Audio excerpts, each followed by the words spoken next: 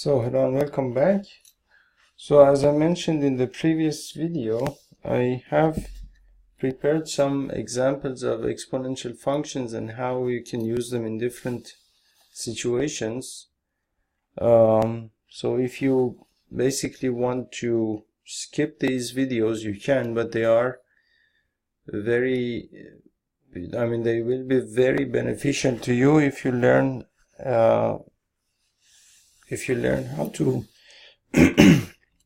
how to solve these problems. And well, basically based on the way we solve these problems, you will also learn how exponential functions are built in the first place. So I'm going to start with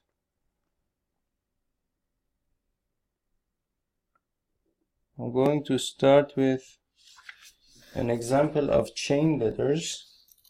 So basically, I don't remember the actual example, but we could, let's say David. We have David and he sends basically 10 letters to 10 of his friends. So in 1 week, he sends 10 letters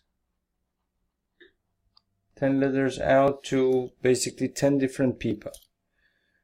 So then he asks each of those people to send each of those 10 letters to 10 different people. So here you have David. He sends 10 letters to, so 1, 2, 3, 4, 5, 6, 7, 8, 9, 10. So he sends all of those letters to all of those 10 people. So basically all of these letters will go to different people. And then each of these people are supposed to send each of those letters to send basically the letter that they received to 10 different people. So again, you have 1, 2, 3, 4, 5, 6, 7, 8, 9, 10. So this is basically this one letter, and then you have another 10 letters here, and this goes here, and then you have another 10 letters, and this will be sent out to here, and so on and so forth. So at the end of first week, basically in 1 week he sends those 10 letters. So at the end of, so this is the end of first week, you have 10 letters sent out.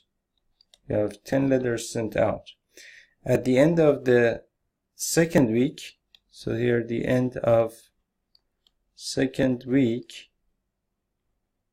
you have 1, 2, 3, 4, 5, 6 up to 10. So you can imagine that you have 10 of these groups, and each of those groups contains 10 letters. So it would be 10 times 10, which would be 100 letters.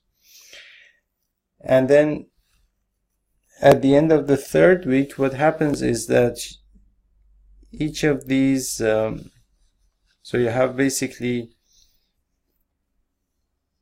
each of these letters in each of these groups will be sent out to 10 different people.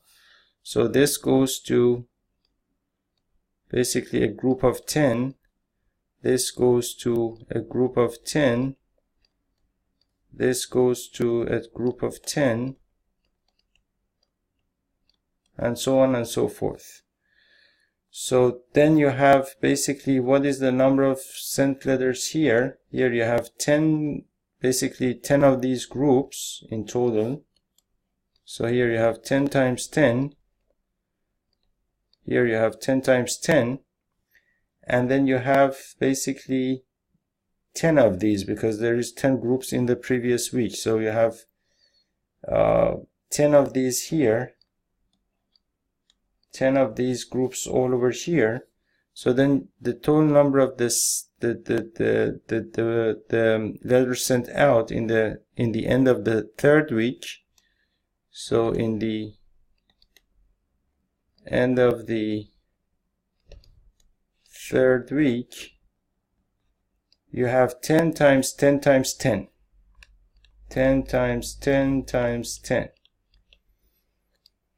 So this is the number of letters sent out. So in the let's say the first week, or the end of the first week, you have what? You have 10 letters. You have 10 letters. In the end of the second week, you have 10 times 10 letters sent out. In the end of the third week, you have 10 times 10 times 10 letters. So end of third week, you have 10 times 10 times 10 letters. So you can see that if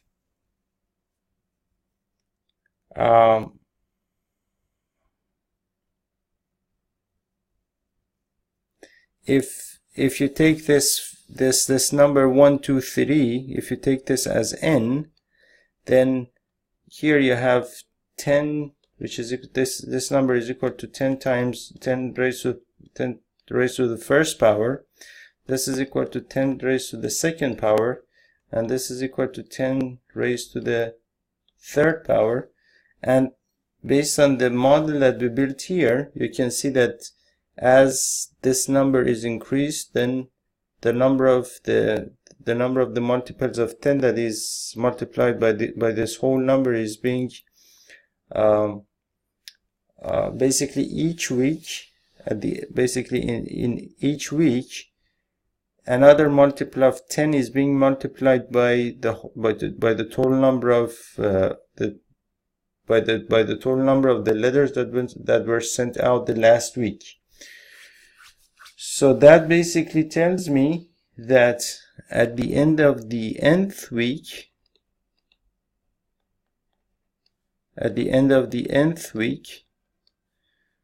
I have basically 10. Here I have 3, here I have 3, here I have 2, here I have 2, here I have 1, here I have 1. So at the end of the nth week, the total number of the letters sent out is nothing but 10 raised to the power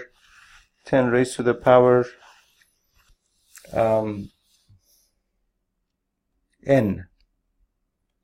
And that is basically another part of the formula that we derived before, which is basically a simplified version of that formula, which is f of x, or f of n, is equal to 10 raised to the power n.